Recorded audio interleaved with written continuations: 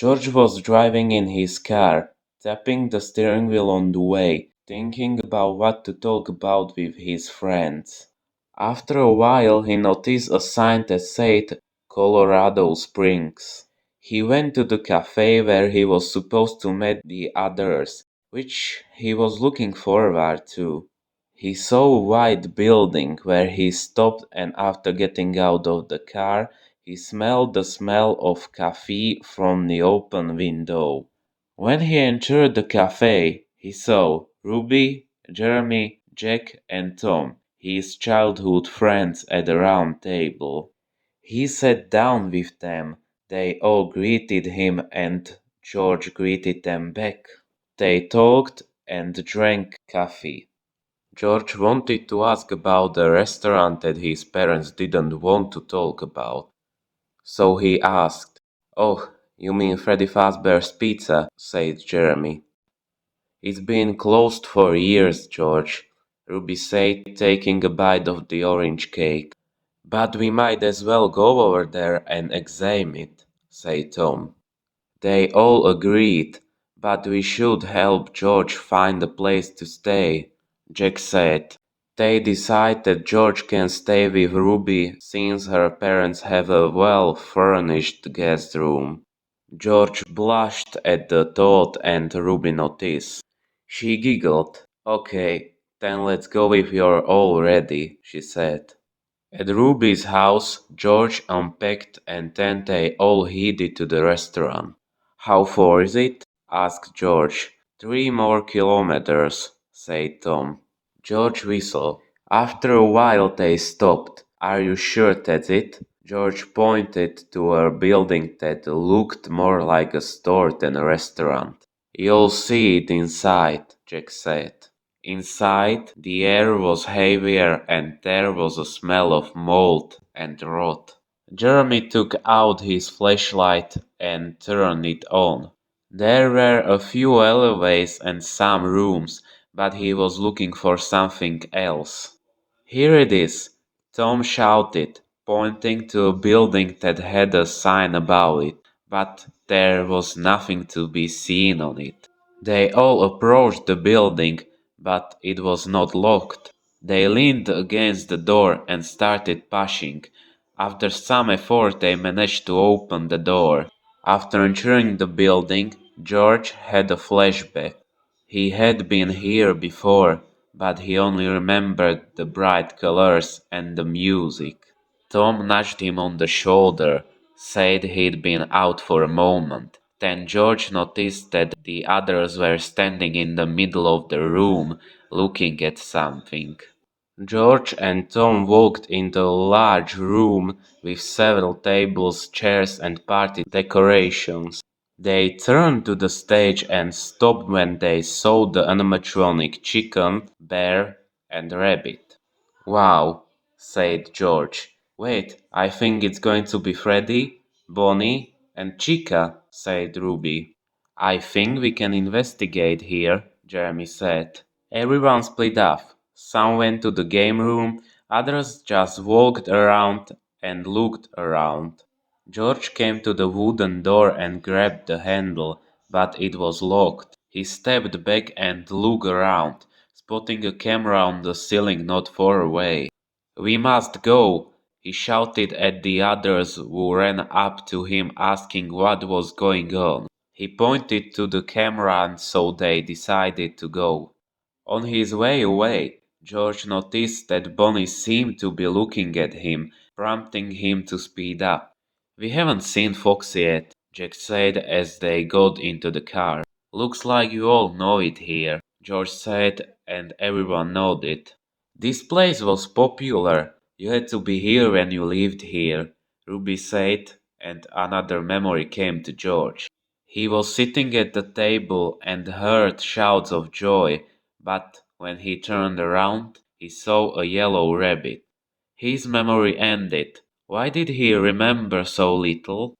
He wanted to know more, but he remembered nothing, only small scraps. He made sure they were all buckled up and then drove everyone home and went to Ruby since he was sleeping at her house.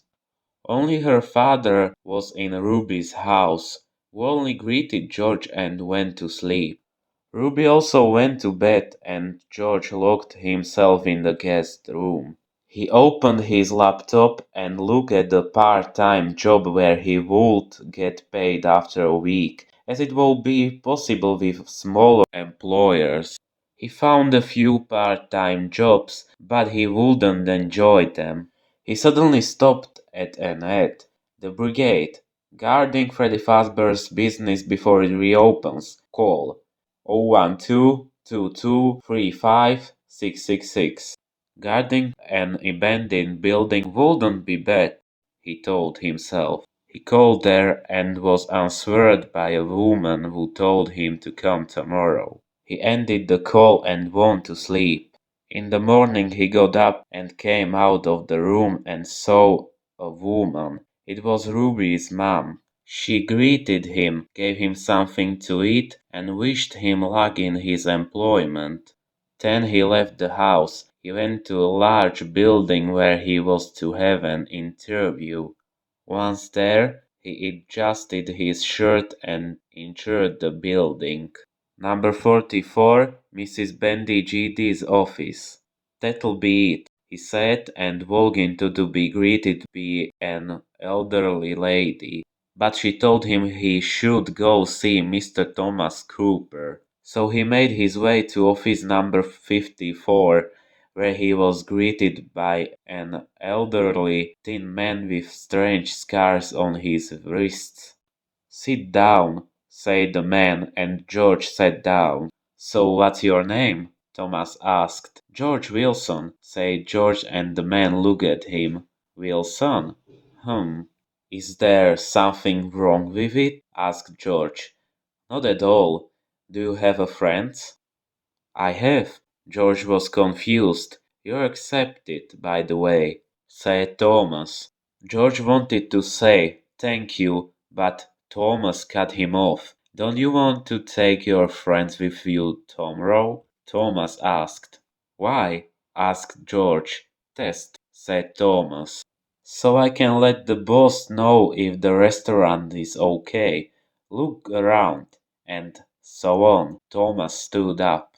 "I'll send someone else over there. Bye, George." Then George left without a word. In the car, he wondered why the man was behaving like that. He told the others that it went well, that they could go with him tomorrow, and they agreed. Then they had a quiet day, barbecuing in the garden and talking. In the evening, friends Dave and Casey came to the restaurant.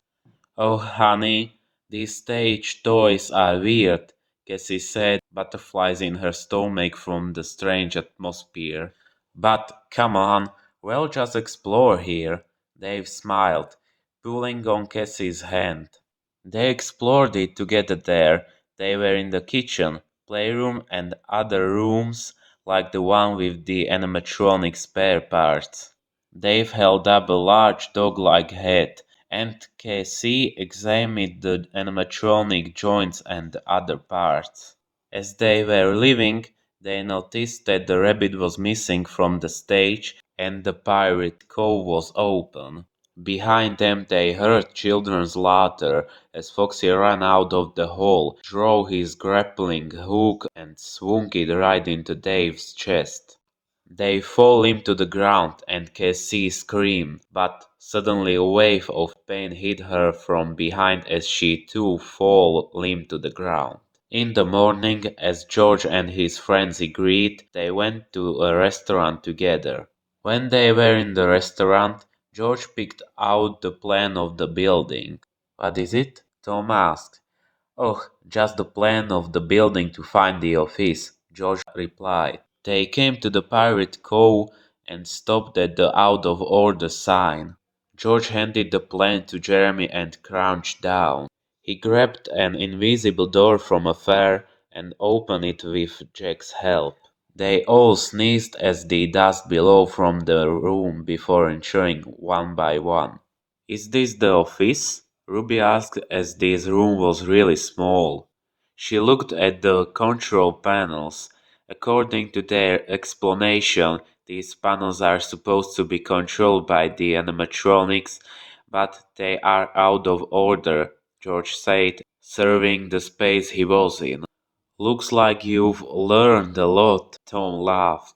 Not much happened during the day. The friends just talked and occasionally looked around, and when it was time to go home, they left. Just a few minutes after they left, the police arrived. Two guys came. "We are here," said one of them into the radio. A sound came from the radio and they entered the building. A man stepped behind them. "Do you guys want anything?" he said forcefully. "Yes," they said at once. "I'm at your disposal. Right away I'm going to get something." Then the man left. He came to a wooden door, opened it and walked in. A name tag fell from the table that read William Afton. He opened the metal case and touched the yellow fur. The policemen were waiting there. When they heard laughter, one of them went that direction. It wasn't long before the second officer heard a scream, but as he headed in that direction, something threw him off. As he lay on the ground, he saw a yellow rabbit standing over him with a knife in his hand. In the morning, George got ready, went with his friends to a cafe and then to a restaurant. At the restaurant, he and his friend were surprised to see Thomas sitting at the table in a yellow suit and saw the head of a yellow rabbit on the table. "My name is not Thomas, children." The door closed behind them and Thomas put a rabbit head on his head. "My name is William Afton." He clenched his fist and the animatronics jumped off the stage. He stood up and took a knife out of his pocket. When there was a shot and then a click, the animatronics retreat. This is where it ends. The rabbit turned to the person in the shadows. "Mike, you bastard!" There was a few clicks and William in the suit started grunting. "This isn't the end." A pool of blood appeared under him. "I'll find you all." Then he fell to the ground. The animatronics grabbed him and dragged him away. "Run," said the figure in the shadows and left. Whereupon they all quickly left. George was supposed to stay for a few more weeks, but left because he was a little shaken. A woman entered the room. "Daddy?"